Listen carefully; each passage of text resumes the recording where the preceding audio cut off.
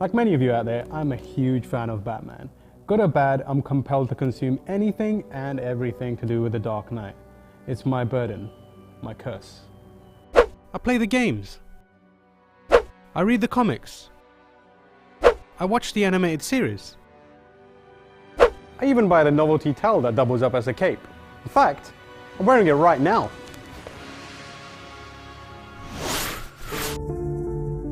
So with season 3 of Gotham upon us, I decided it was time to get caught up. So I watched 5 episodes a day over the last 10 days and came to realize 3 things.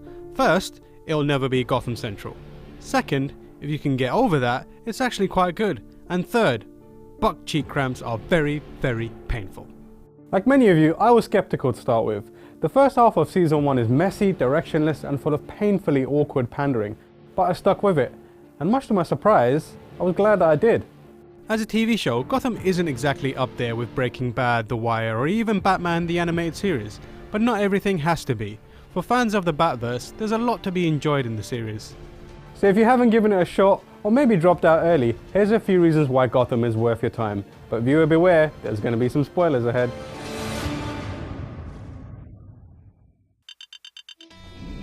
Sir, look at me. Not at them, look at me. My name's Jim Gordon.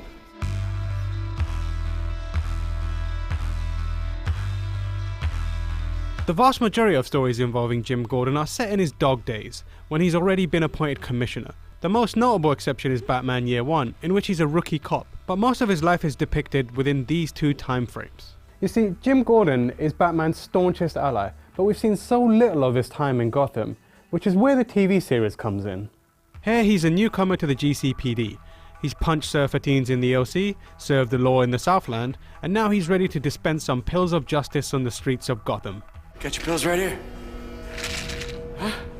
Those are pills? Gordon is a paragon of law and order, and his first case is the murder of Thomas and Martha Wayne. This investigation underpins the first 2 seasons of the show, but in between his hunt for the Wayne's killer, Gordon deals with gang warfare, corruption in the GCPD, conspiracies in the government, and of course, his fair share of weird villains. The city of Gotham is Jim Gordon's crucible, and we get to watch it slowly erode his morals and challenge his resolve. The Jim Gordon we're all most familiar with is weathered, tired, and at times looks like he's barely hanging on. It's clear he's been through trials and tribulations, and Gotham gives us a chance to see all that happen. For years, Batman fans have been told how Gotham is a corrupter and how it can turn good people bad. This is something that the series explores really well, with Jim as the unfortunate victim. He's stubbornly faithful to the letter of the law, but as the series progresses, he's backed into corners and forced to make compromises. Episode by episode, we see Gotham chip away at him, and by the end of season 2, we're starting to see it take its toll. It's not the most nuanced exploration of the character, but it's definitely a new perspective.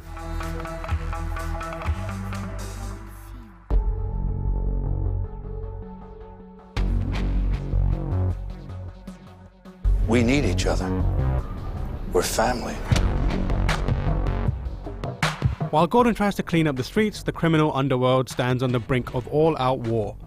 At the top of the food chain is Carmine Falcone, who faces competition from the rival Maroni family, but there's also dissent within his own ranks from Fish Mooney, who feels it's time for Falcone to step aside because he's old, and he doesn't understand the kids, and because she has powerful hair. And everyone needs to respect the hair. Boy! Sorry. If you let this hair go frizzy, you will be.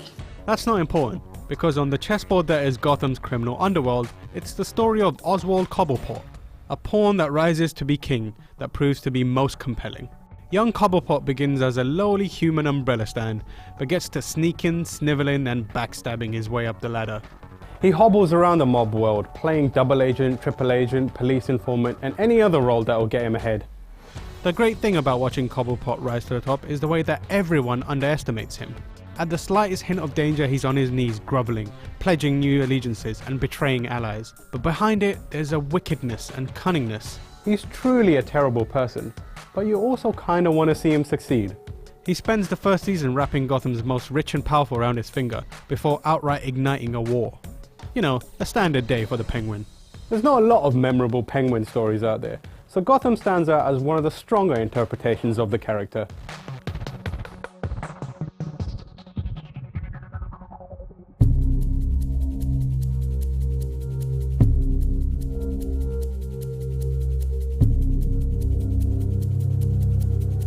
Before long, Gotham gives up on trying to be a gritty crime drama and embraces the Batman lore, and that's when it starts to come into its own. It dares to introduce big villains, and it does a pretty decent job with it. For some, it opts to play it safe, like with Richard Sionis, who is a Wolf of Wall Street type exec that's making his employees fight to the death. They don't make a big deal about him, but eagle-eyed fans will know that he goes on to become the sadistic Black Mask.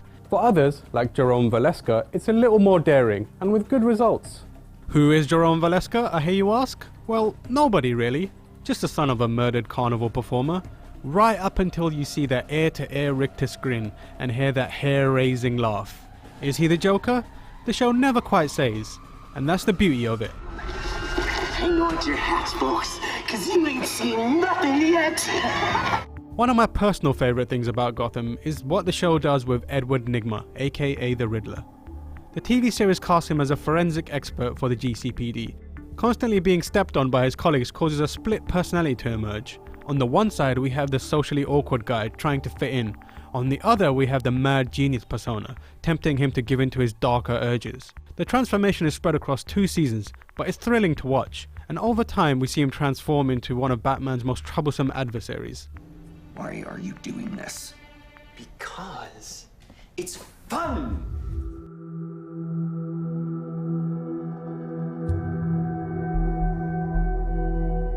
In Season 2 of Gotham, the writers become a little less reluctant to draw from the vast amounts of Batman lore out there. The short Victor Freeze arc, which is really annoying because the show keeps calling him Victor Fries, bears a lot of similarities to Heart of Ice from Batman the Animated Series. It shows Victor fighting to save his wife Nora, stepping into villainy as time runs out and cops close in on him. Like Heart of Ice, it has a tragic conclusion that's befitting of the character.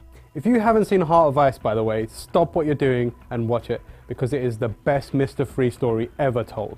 Then there's the introduction of Theo Galavan, a highly intelligent, politically minded figure that quickly wins the hearts of Gotham citizens, to become a shoo-in for replacing Mayor James, who, by the way, has come a long way since being the hypochondriac from Scrubs. Things get a little more interesting when it's revealed Theo Galavan's real surname is Dumas. He's one of the last surviving members of a long-forgotten family that tells tales of a superheroic crusader called Azrael. Shall I tell you a secret? Then there's a matter of Indian Hill, a plot of land near Arkham Asylum that is rumoured to house dark secrets. It purports to heal the sick, but there's clearly weirder things going on.